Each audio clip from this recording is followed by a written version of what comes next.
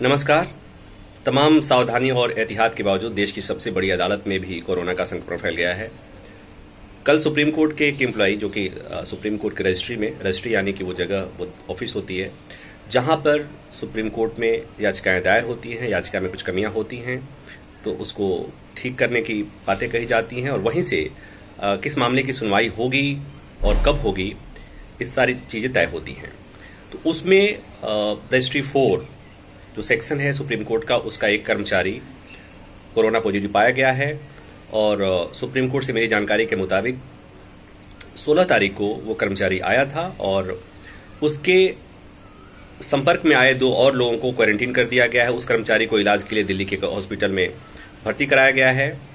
उस कर्मचारी के परिवार वालों को भी क्वारंटीन कर दिया गया है और जो प्रोटोकॉल है उसके मुताबिक उसके संपर्क में जितने लोग भी आए होंगे उनको ट्रेस करने की कोशिश हो रही है। कल जैसे ही खबर आई उसके बाद से सुप्रीम कोर्ट प्रशासन और जो सुप्रीम कोर्ट से जुड़े हुए लोग हैं, चाहे वो जजेज हों या एडवोकेट्स हों, उनके मन में चिंता घर कर गई है क्योंकि सुप्रीम कोर्ट में संक्रमण फैलने का मतलब ये होता है कि सुप्रीम कोर्ट में नियमित कार्यवाही है उसमें और विलंब होना। सबको पता है कि सुप्रीम कोर्ट में जो कामकाज अभी आजकल चल रहा है वो वीडियो कॉन्फ्रेंसिंग के जरिए हो रहा है। सुप्रीम कोर्ट के जजेज अपने घर के ऑफिस से बैठकर सुनवाई कर रहे हैं और एडवोकेट्स है वो अपने चैम्बर या अपने घरों से दलीलें पेश कर रहे हैं और केवल अर्जेंट मामलों की ही सुनवाई हो रही है। चूंकि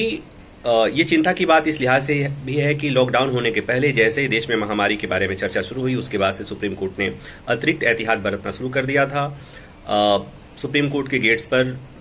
थर्मल स्क्रीनिंग हो रही थी, बाहर से आने वालों का डेटा लिया जा रहा था कि कौन बाहर से आया है, कौन नहीं आया है, किसके संक्रमित होने के